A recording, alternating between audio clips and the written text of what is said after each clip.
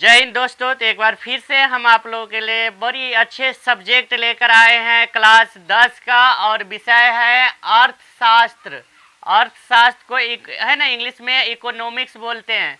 अर्थशास्त्र को इकोनॉमिक्स बोलते हैं, ठीक है। और क्लास 10 का पहला चैप्टर है जिसमें हम बिहार बोर्ड में पूछे जाने वाले मेन जो एक नंबरी है ऑब्जेक्टिव क्वेश्चन है उसके बारे में बताएंगे।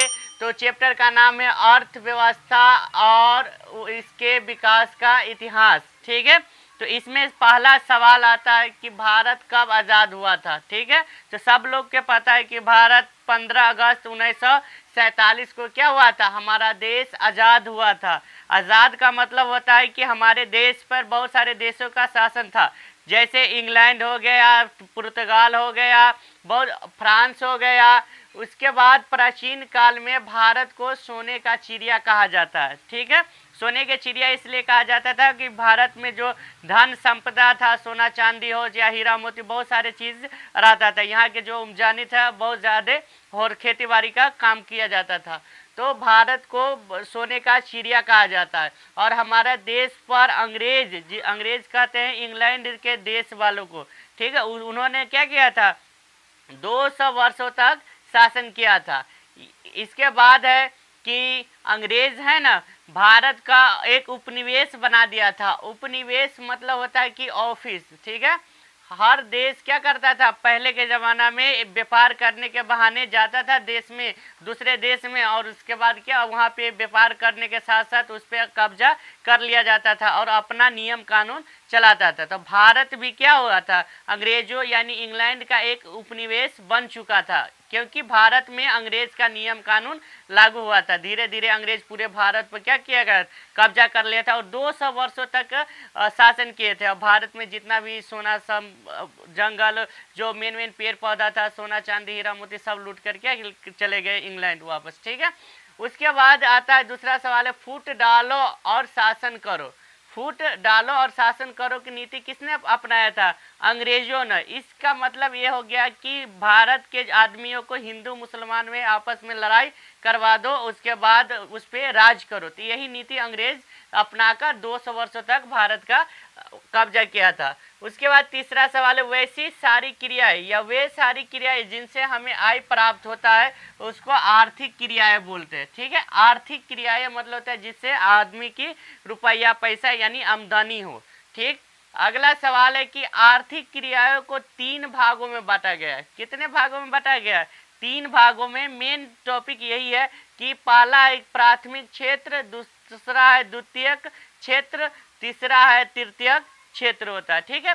तो प्राथमिक क्षेत्र को बोला जाता है कृषि क्षेत्र। प्राथमिक क्षेत्र को क्या बोला जाता है, कृषि क्षेत्र होता है। कृषि क्षेत्र में आ जाता है खेती बाड़ी करना, है ना, जानवर पशु को पालना।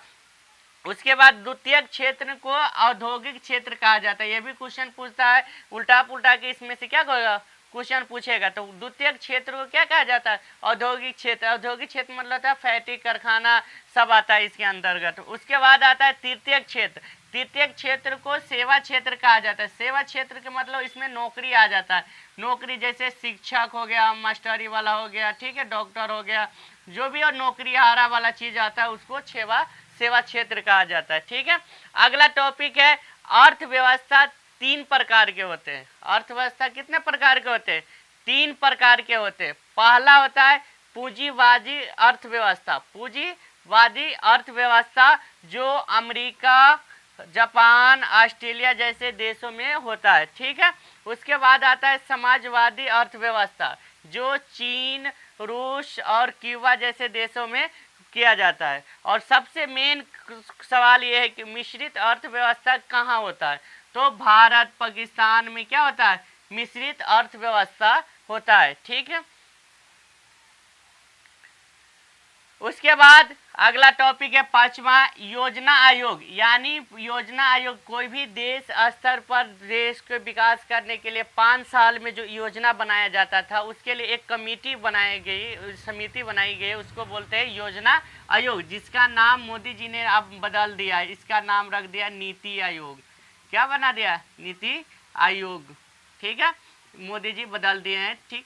उसके बाद योजना आयोग की जो स्थापना हुआ था, शुरुआत हुआ था 15 अगस्त 1950 ईस्वी को शुरुआत हुआ था। इसमें एक नियम कानून बनाया गया था कि इसका योजना आयोग का जो अध्यक्ष होगा वो वर्तमान प्रधानमंत्री होगा। जैसे अभी भारत के प्रधानमंत्री मोदी जी है, तो योजना आयोग का अध्यक्ष कौन हो जाएगा, या नीति आयोग का अध्यक्ष हो जाएगा मोदी जी, ठीक है। लेकिन जब शुरुआत हुआ था योजना आयोग, उस समय जो प्रधानमंत्री थे उसका नाम था पंडित जवाहरलाल नेहरू। तो यही पहला अध्यक्ष, योजना आयोग का पहला अध्यक्ष कौन था, पंडित जवाहरलाल नेहरू था। और इसमें 8 वो सदस्य होते हैं।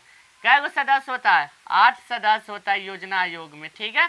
उसके बाद आ जाता है कि पहला जो योजना आयोग है 1951 से लेकर 1956 ईस्वी तक के क्या किया गया था, काम किया गया था, ताकि देश का विकास सही ढंग से हो सके।